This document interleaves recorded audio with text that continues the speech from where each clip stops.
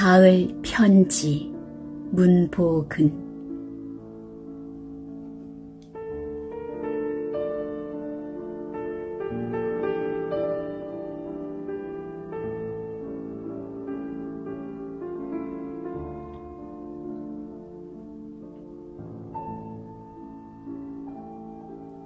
갈바람은 코스모스꽃 향기.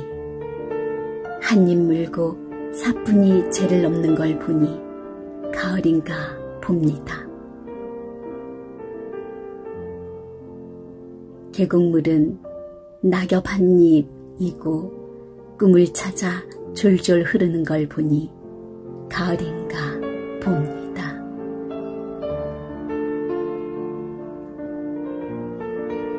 보고픈 이여, 언제쯤인가 그대가 심어놓은 그리움이 국화꽃 되어 내 안에서 애처럼하게 피었습니다.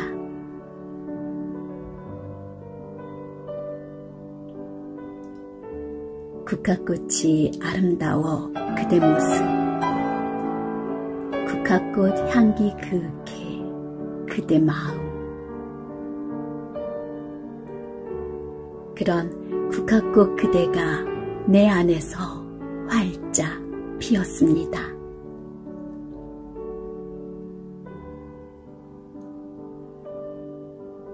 파란 하늘 아래 새하얗게 핀 국화꽃. 그대는 나의 아리따운 꽃입니다. 나는 당신에게 무엇입니까? 그대 앞에서 부서지는 가을이고 싶습니다. 부서져서 그대의 아름다운 한 모퉁이를 꾸미는 가을이고 싶습니다. 하늘은 높아 채울 것이 많고 말은 살쪄 풍요로운 청고마비의 계절. 가지마다 가을이 가득 차 있듯이 행복하듯 건강 가득하소서.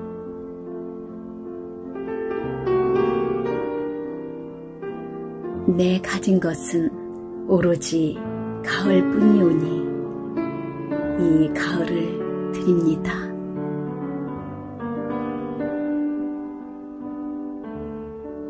당신 앞에 단풍이 물들걸랑 황금 물결 지거들랑 그대를 향해 내가 가을 편지를 쓰고 있겠거니 여기소서. 그대가 그리워지는 걸 보니 정녕 가을인가 봅니다. 가을이 붉어질수록 내 안에 쌓이는 그대를 향한 갈색 그리움.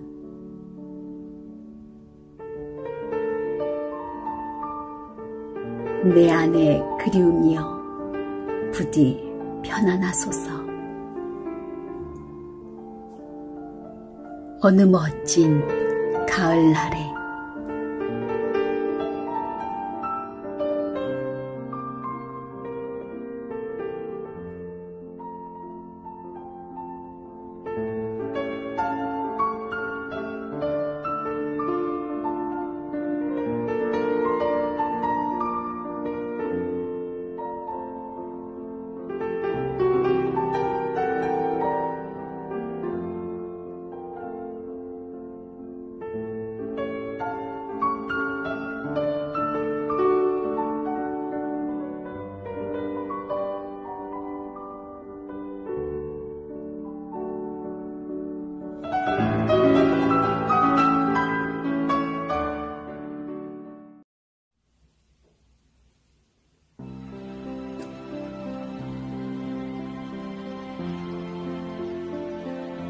아프지 마세요.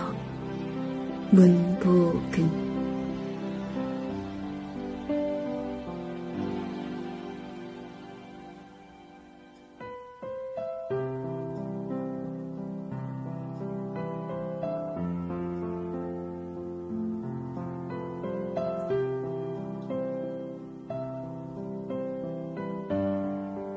아프지 마세요. 아프고 싶어 아픈 사람 어디 있겠어요. 그러니 아프지 마세요. 그러다가 아픔이 찾아온다면 우리 이렇게 생각하기로 해요. 꽃이 아름다운 건 꽃잎이 갈라지는 아픔 뒤에 오는 거라고요.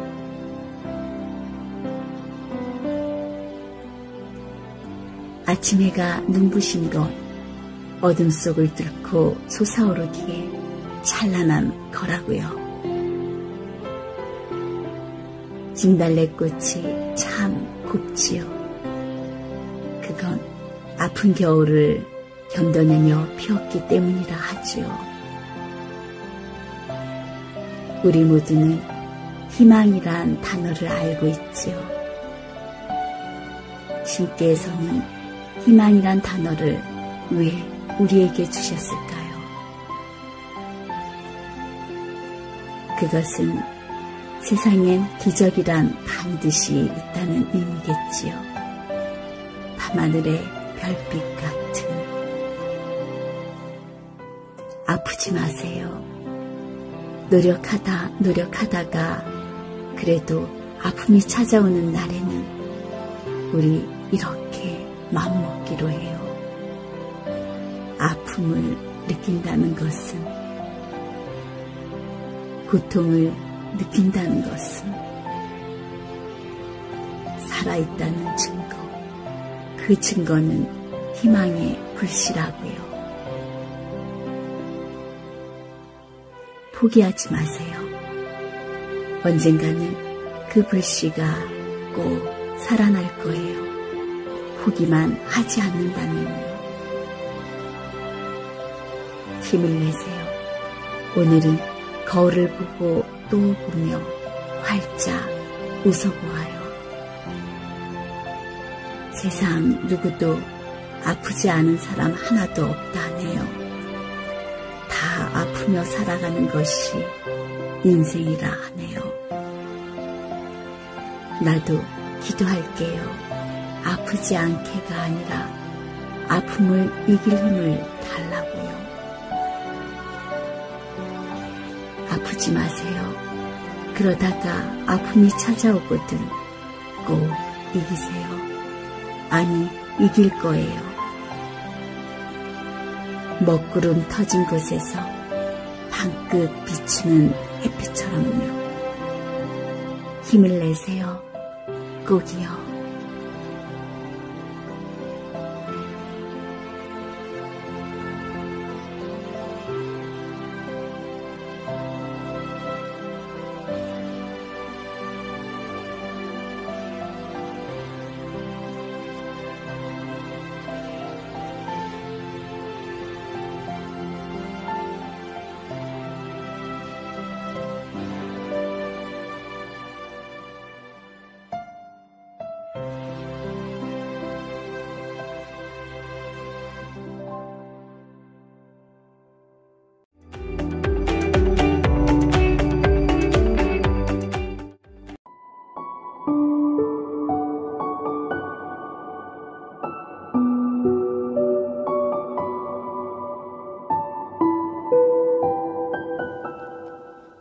여러분 안녕하세요. 좋은 글을 낭독해드리는 허리케인 동현이 방송입니다.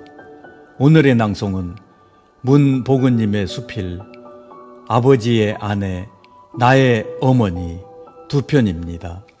끝까지 잘 감상해 주시고 행복한 시간 되시기를 바랍니다.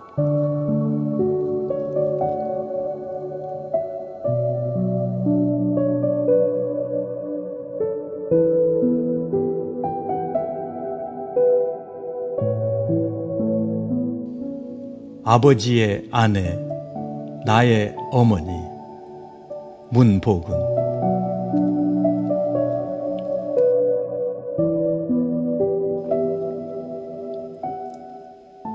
아버지의 아내는 바람둥이다. 못 말리는 끼쟁이다. 사람을 홀리는 데는 전문가다.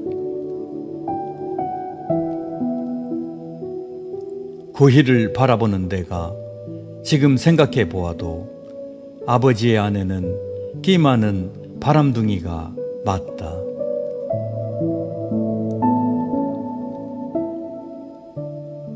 아버지는 지독한 애처가였다. 아내가 원하는 것이라면 별이라도 따다 줄 태세다. 그 정도라면 당연 1등 남편이 아닌가. 그럼에도 불구하고 아버지는 늘 2등 신세다.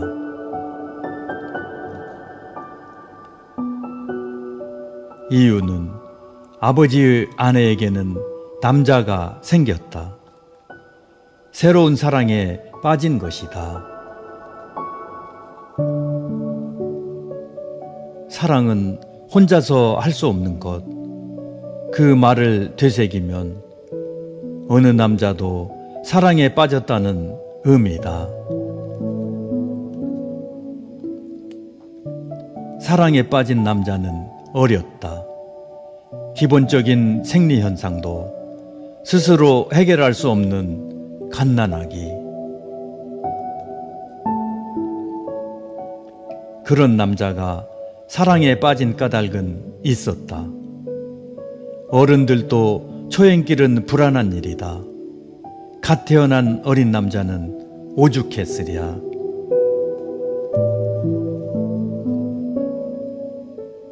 코끝에 닿는 공기, 피부에 스치는 모든 것들이 전과 달라 무척이나 불안했을 것이다. 불안한 남자는 지푸라기를 잡는 심정이랄까. 살아남아야 하겠다는 본능적인 생존의식이 발동했을까. 어린 남자는 아버지의 아내에게 전적으로 매달릴 수밖에 없었을 것이고, 또 다른 이유가 있었다면 처음 닿는 손길이 그리 나쁘지 않았던 것은 아닐까. 처음 해본 목욕이나 처음 입어본 베네옷이나 처음 안겨본 사람의 가슴이나 무엇보다도 처음 바라보는 젖맛에 완전히 매료당했을지도 모르겠다. 그래서 남자는 자연스럽게 아버지의 아내에게 의지하게 되었고 본능적으로 매달리게 됐을지도. 남자가 어디서 왔는지 아버지의 아내는 잘 알고 있었다. 혹은 성전에서, 혹은 법당에서, 혹은 뜰 안에서 빌고 빌어 마침내 얻은 사랑. 어렵게 얻은 사랑. 그러니만큼 얼마나 깊었을까. 아마도 남자를 처음 보는 순간 덥석 눈에 넣었으리라. 아버지의 아내는 남자를 가슴에 꼭 안고 이랬을 것이다.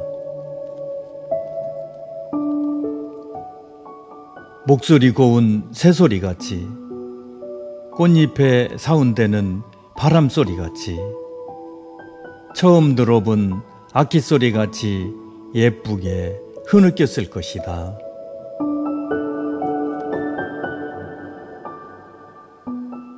유리컵을 닦듯, 난을 치듯, 술을 놓듯 정결한 마음으로 혼신을 다하여 남자에게 사랑을 쏟으며 키웠을 것이다. 어린 남자도 하늘을 우러러 보듯, 바다를 사모하듯, 호수를 바라보듯, 아버지의 아내에게 전폭적인 신뢰를 보내며 지냈을 것이다. 아버지의 아내는 타고난 끼로 어린 남자 마음을 사로잡았고,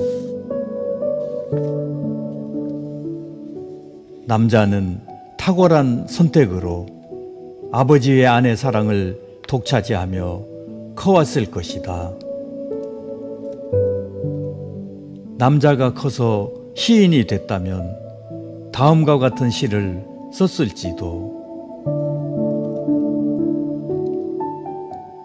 나의 어머니 문복은, 당신은 하늘이요 나는 구름, 나를 당신 품에 머물게 해주오. 파란 하늘 일 때까지 내 그리움 다 쏟으오리다. 나는 촛불이요 당신은 문, 당신의 문을 닫아주오. 그 문을 붙잡고 내 몸 한 점 없이 다 태우리다. 나는 개울이요 당신은 돌, 당신의 돌을 내게 놔주오. 그 징검다리 딛고 모진 세상 건너가리다. 나는 아들이요 당신은 어머니, 그 무릎을 내게 내주오. 그 무릎 빼고 실컷 잠들어 보리다. 나의 어머니시여.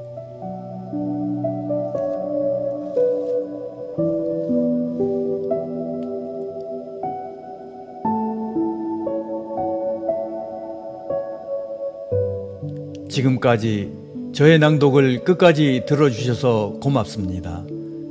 저의 낭독이 마음에 드셨다면 구독과 좋아요, 알림 설정 부탁드립니다. 행복한 시간 되시길 바랍니다.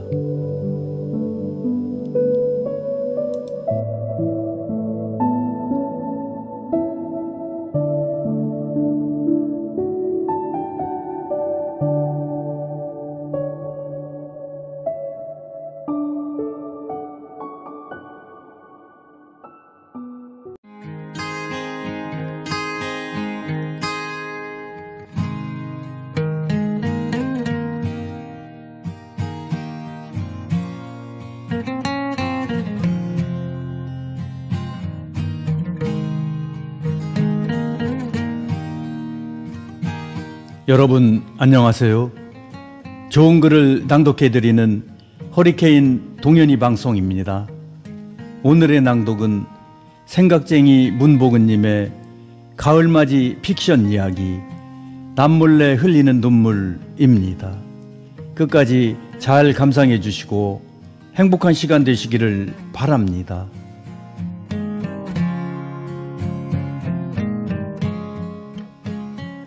남몰래 흘리는 눈물.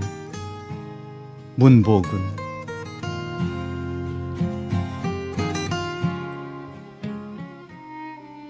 낙엽이 지고 있다. 벤치에 여인이 앉아 있다. 여인은 울고 있었다. 왜 울고 있는 것일까? 가을을 타는 것일까? 그래서 지금 사색에 젖어 있는 것일까? 그렇다면 참 멋진 일이다. 낙엽에게 그런 연민을 느낀다는 것, 그렇다면 참 멋진 일이다. 나도 한때는 그런 적이 있었다. 떨어지는 낙엽을 보고 펑펑 운 적이 있다. 그러나 잠시일 뿐. 그런 감정이 아직도 살아있다면 그건 참 멋진 일이다. 그러나 아닌 것 같다. 남몰래 우는 것을 보아 그런 것은 아닌 것 같다. 슬피 우는 것으로 보아 그런 것은 절대 아닌 것 같다. 혹시 그렇다면 시는 잔인하다. 저렇게 아름다운 여인에게 어떻게 시한부 인생, 끔찍한 일이다. 오래전 일이다. 나에게도 사랑하는 소녀가 있었다. 감수성이 예민한 소녀였다. 건드리면 우수수 떨어지는 이슬방울 같은 그런 소녀였다. 쟁반을 기울이면 떼구르르 굴러 떨어지는 구슬같이 거짓없는 소녀였다. 어느 날 정전이 됐다. 난 황급히 촛불을 켰다. 순간 수다스럽던 소녀가 조용해졌다. 소녀는 촛불 속에서 한 방울 두 방울씩 흘러 떨어지는 촛물을 보고 있는 듯 했다. 난 어떤 생각에 소녀를 살짝 안아주었다. 비가 내리고 있었다. 소녀는 내리는 비를 흠뻑 맞고 서 있었다. 마치 내리는 비가 자신의 눈물인 양. 얼마 후 소녀는 세상을 떠났다. 바람이 분다. 낙엽이 우수수 떨어진다. 여인 머리 위에나 무릎팍 위에나 벤치 위에나 낙엽이 쌓인다.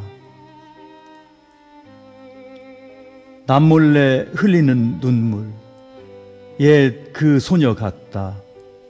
마음이 아려온다. 나는 생각한다. 단순 사색을 즐기는 것이라면, 그리고 남몰래 흘리는 눈물이 가을을 타는 연유로 생긴 것이라면 좋겠다고 나는 생각했다. 눈물, 감동의 눈물은 많을수록 좋다. 그러나 마음이 아파서 흘리는 눈물은 안 된다. 이별이 만든 눈물이라면 더더욱 안 된다.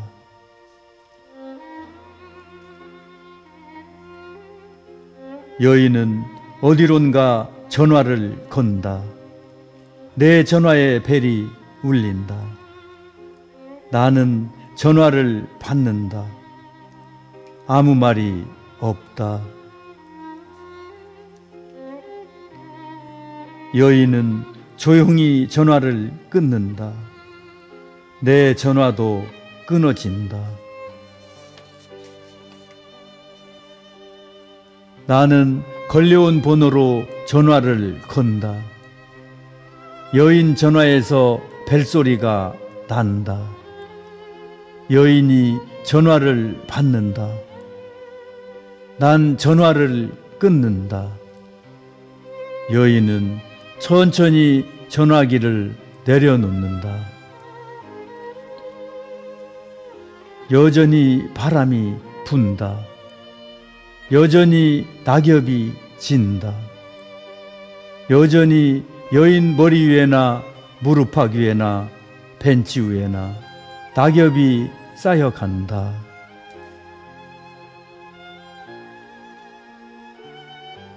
여전히 여인은 울고 있다.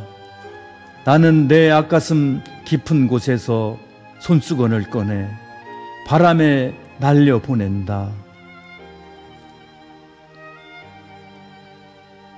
손수건이 낙엽처럼 여인의 눈가로 날아간다.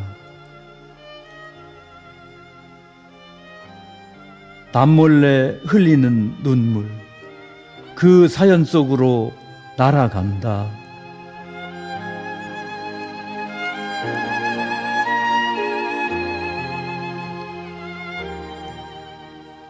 지금까지 저의 낭독을 끝까지 들어주셔서 고맙습니다. 저의 낭독이 마음에 드셨다면 구독과 좋아요, 알림 설정 부탁드립니다. 행복한 시간 되시길 바랍니다.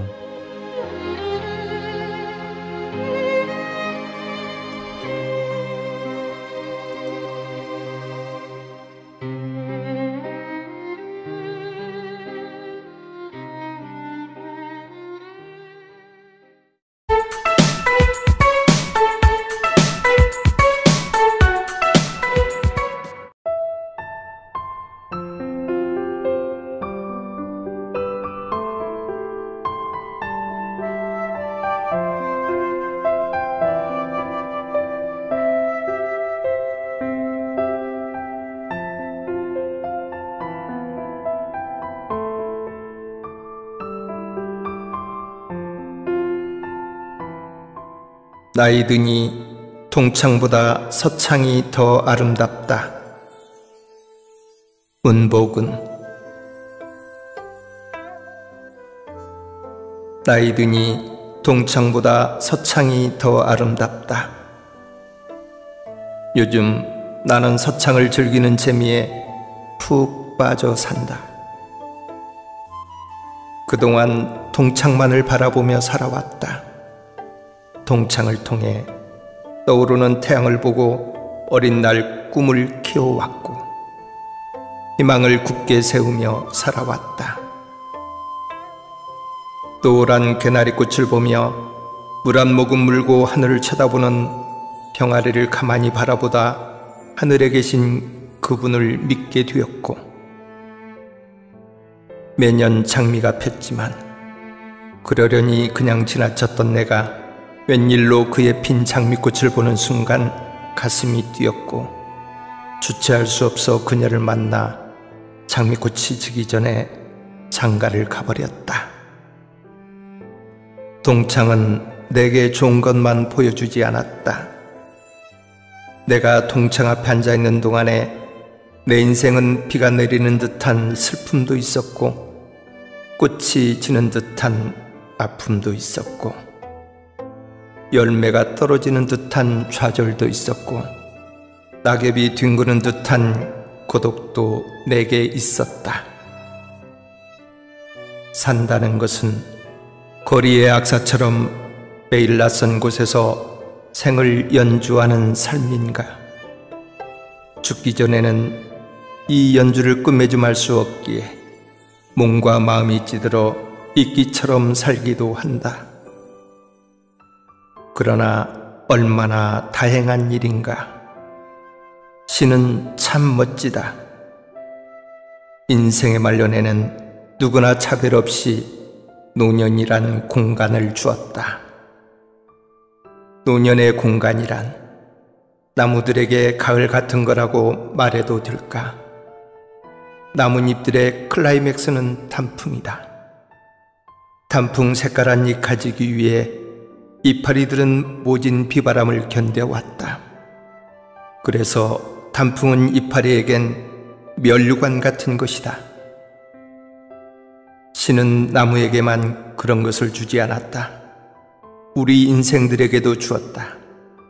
노년이 그런 것이다. 노년의 모습은 들판을 보는 듯 뻔하다. 잘 다듬어진 정원을 보는 듯 멋스럽다. 그 정원은 인생의 꽃이다. 나이 드니 동창보다 서창이 더 아름답다. 동창은 고속 엔진같이 바삐 살았다면 서창은 아늑한 안락의자 같은 것이다. 쉼없이 살다가 앉은 안락의자의 휴식은 얼마나 달콤한가. 노년은 그런 것이다. 동창은 공부하는 시간이라면 서창은 쉬는 시간이다. 오늘도 나는 그런 서창 앞에 앉아 있다. 서창에 앉아 동창이 준 무게를 하나씩 버린다.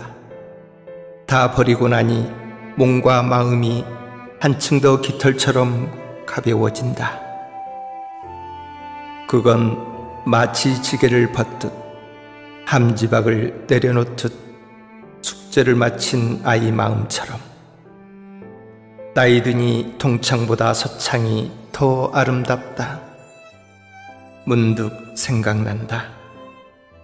이건 덤이야 하고 채소하는 꿈을 던져주시던 채소가게 할머니. 엿장수맘이라 한다지만 계산 마치고 돌아서는 사람을 붙들고 엿가락 하나 더 주머니 속에 슬그머니 넣어준 엿장수 아저씨. 이 모두는 나를 미소짓게 한다. 덤을 생각하다 이런 생각도 해본다. 이래봬도 난 내 밑으로 70억 명이나 되는 동생들을 가진 사람이다. 지금 세계 인구수가 80억 명쯤이라 한다. 조용히 계산을 해보았을 때 나는 그렇다. 그리고 세계 평균 수명이 남자가 75세라 한다. 또 조용히 따져보았을 때 평균 수명에 다다른 나는 이제로부터는 덤으로 사는 삶이다. 웃음을 참으려고 애를 쓰지만 생각만 해도 웃음이 절로 나오는 순간이다. 난 지금 서창 앞에 앉아 있다. 서창 앞에 앉아 서쪽 하늘을 바라보니 석양빛이 환상적이다. 어느 그래픽이 흉내낼 수 있을까? 붉게 물들어가는 저 하늘의 카드 섹션을. 저 아름다움은 그냥 된 것이 아니리라. 대걸음하는 동안 봄비가 내려 풀씨를 깨우고 이윽고 꽃도 피우게 했을 것이고 가지마다 입 넓게 펴 새들이 깃들어 둥지를 틀게도 했을 것이고 벼싹들이 하늘 높은 줄 모르게 자라 황금색으로 물들게 했을 것이고 때론 음지를 양지로 추운 곳에 장작불이 되어 고비를 넘겨주며 그렇게 온종일 떠왔기에 석양빛이 저리도 찬란한 것이 아닌가. 자연의 하늘도 저리 할진데 열심히 살아온 인생들의 저녁 노을은 더 아름다워야 하리라. 나는 노년이 즐겁다. 이제는 동창을 바라보며 했던 장래에 대해 염려할 일이 없어 불가분해 나는 즐겁다. 삶이 매일 내려준 숙제가 이제는 없어져 밀린 숙제에 대한 부담이 없어지니 나는 즐겁다. 한때는 나이 드는 것에 속상했지만 이제는 덤으로 사는 삶이니 그런데 신경 쓸 일 없어 나는 즐겁다. 아, 오늘도 나는 산소를 마신다. 꽃도 본다. 바람에 살랑거리는 이파리도 본다. 마누라가 만들어준 수박 화채도 먹는다. 시원해서 참 좋다. 이젠 나는 남은 여생을 다락에 넣어둔 호두를 까먹듯 추억을 꺼내 웃다가 울다가 하면 된다. 노년이 이리도 좋은 걸 괜히 세월을 아끼며 살려고 애만 써왔구나. 다 버리고 가벼워지니 모두가 아름다워라.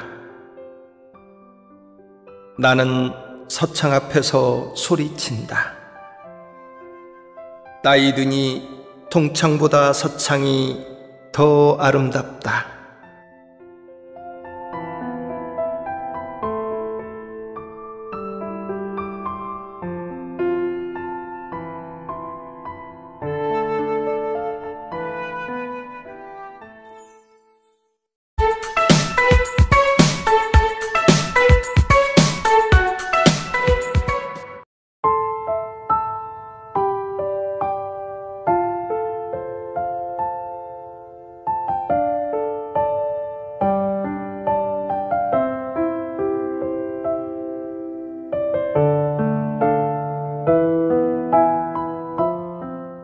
어느 시인의 애틋한 사랑 이야기.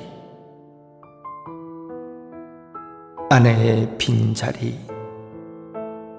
문복은.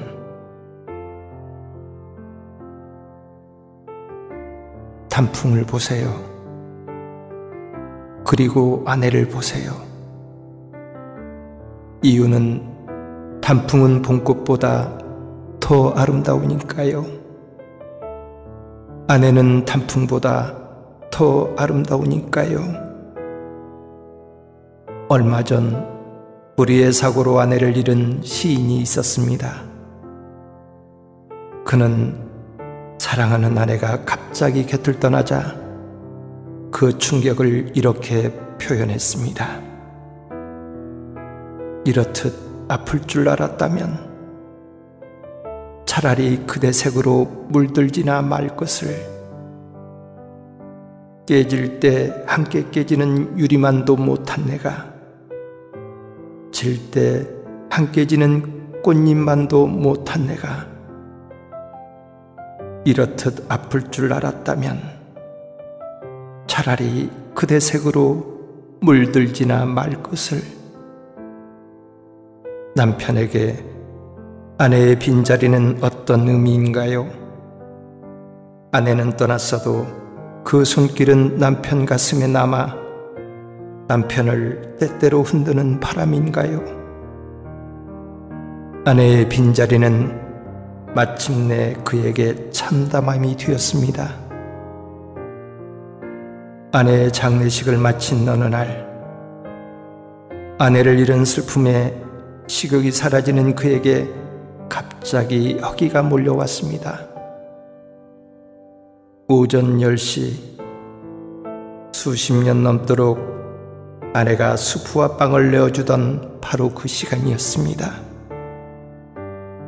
늘 그랬듯이 그는 수프와 빵을 내올 아내를 기다렸습니다. 그러나 웬일인지 오늘은 조용했습니다. 그래서 그는 주방을 쳐다봅니다. 순간 그는 심한 현기증에 빠집니다.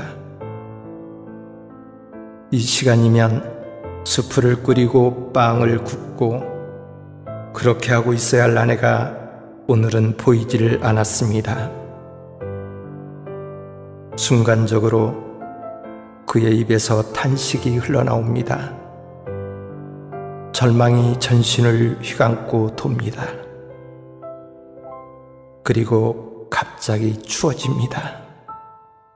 명치 끝으로 아픔이 몰려듭니다. 아내가 아련히 흩어집니다. 순간 당당했던 한 남자가 무너져 내립니다. 그는 어린아이처럼 펑펑 울기 시작합니다.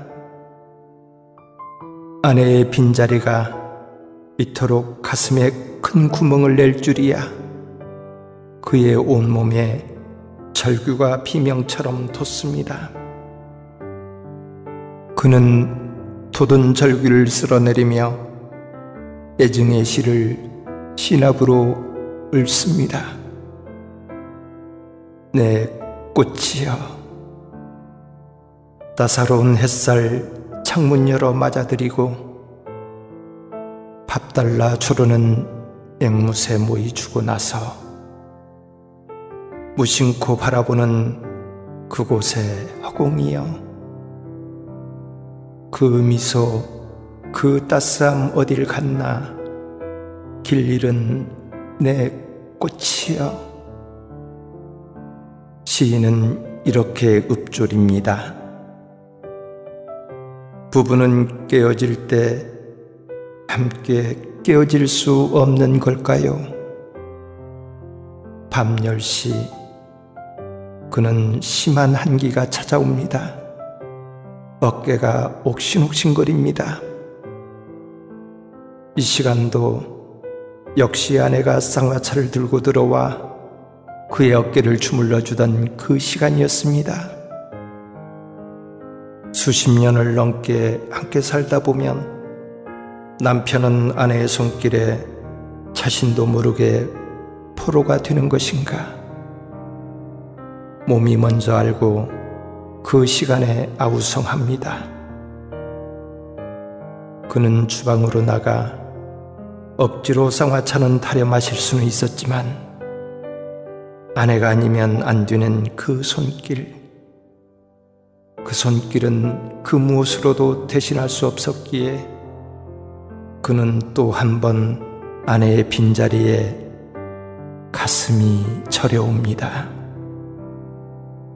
그리움이란 그런 건가요? 아침마다 앵무새에게 먹이를 주면서 그는 아내를 생각합니다. 창문을 열고 햇살을 맞아들이면서 그는 아내를 생각합니다. 사랑으로 만들어진 그리움은 사랑했던 세월만큼 지나야 그 그리움도 사그라지는 것일까요? 결혼 기념일 날 아내가 기뻐하겠지 하며 사들고 온 장미꽃. 그러나 현관문을 여는 순간 또다시 말뚝이 된 그 주인 없는 꽃다발을 조용히 내려놓으며 그는 어깨를 심하게 들썩거립니다. 부부의 관계란 브루스 춤추는 파트너 사이, 브루스는 홀로 춤출 수 없는 것. 그러기에 시인은 아내 영정 사진을 어루만지며 목맨 시를 읊습니다. 그 한 여인을 사랑했네. 누구일지 모르지만 그런 사람이면 좋겠다 생각했던 그 한 여인을 사랑했네. 살아온 길은 다르지만 그것이 오히려 서로를 알아가는데 재미를 주었던 여인. 지난날의 추억들, 미래의 꿈들을 전부 주어도 아깝지 않은 그 한 여인을 사랑했네. 별이라면 함께 뜨고 새라면 함께 날고 싶은, 잎새라면 함께 매달리고 꽃이라면 함께 피고 지고 싶은 그 한 여인을 사랑했네. 멀리 있어서 그립고 가까이 있어서 더 그리운, 미안해서 아프고 아파서 더 많이 미안해지는 그 한 여인을 사랑했네. 아침엔 도마 소리로 잠 깨우고 밤엔 웃음소리로 잠재우는, 꽃이 피면 꽃이 폈다고 눈 내리면 눈 내린다고 소식 주는 그 한 여인을 사랑했네. 아침 노을도 아름답고 저녁 노을이 더 아름다운 것처럼 늙어도 더 아름다운 여인. 봄도 화려하지만 단풍이 물든 가을이 더 화려한 것처럼 늙어도 더 화려한 여인. 잘라진 나무가 결고운 나이테를 보여주듯 떠난 후에야 크게 보이는 울컥한 그 빈자리. 가을은 겨울로 지워지고 내가 죽어야 지워지는 그 이름. 그 한 여인을 사랑했네. 부르면 눈물이 되고 보내면 나는 아무것도 안 되는 그 한 여인을 사랑했네.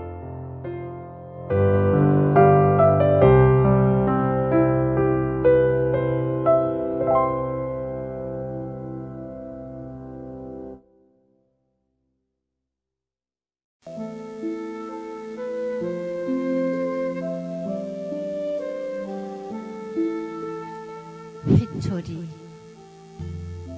문복은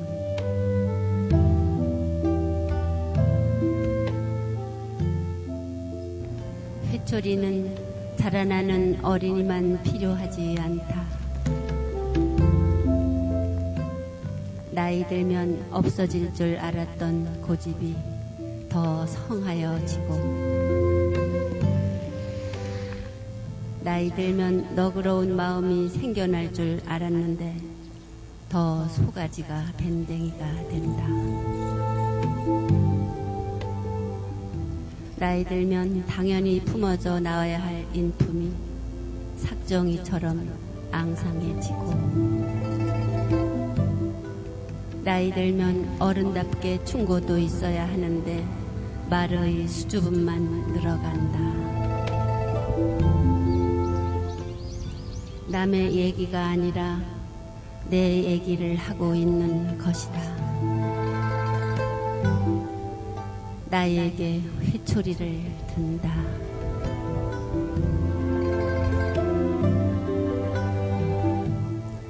겨울같이 매서운 매로 옳고 그름을 깨닫게 하고,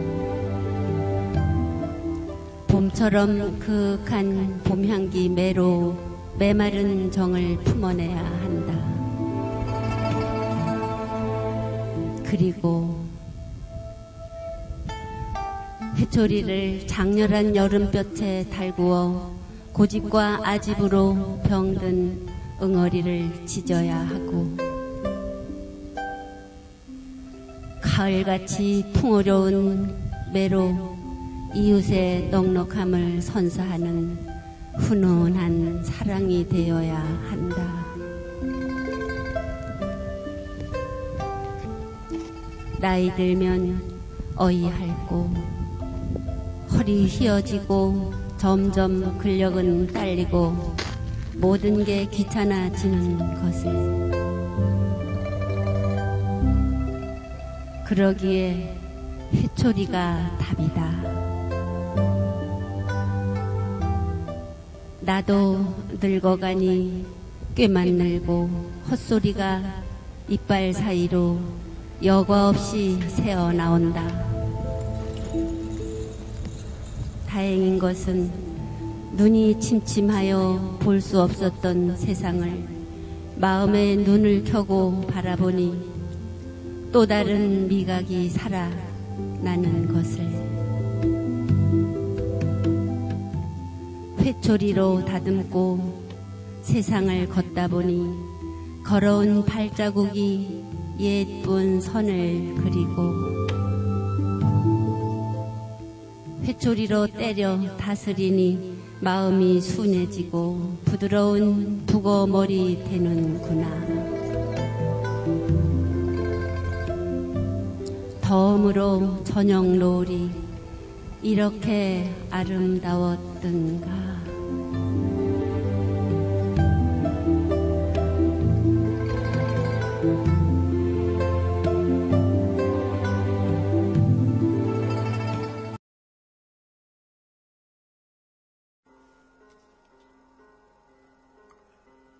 국화꽃 어머니. 문복은. 물길러 샘가로 향하시던 어머니의 새벽 발길. 길섭에 핀 국화꽃은 그리움입니다. 걸어도 걸어도 지칠 수 없는 아련한 그 오솔길에 어머니를 놓아주지 않는 국화꽃이 피었습니다. 꽃잎 수만큼에서 애틋하게 풍기는 국화꽃 향기. 그 향기 사이로 지금도 걸으면 하얗게 배어나오는 당신의 채취. 찬잇을 맞으며 피는 국화꽃, 가시를 삼키고 전몸살 하시는 어머니의 삶.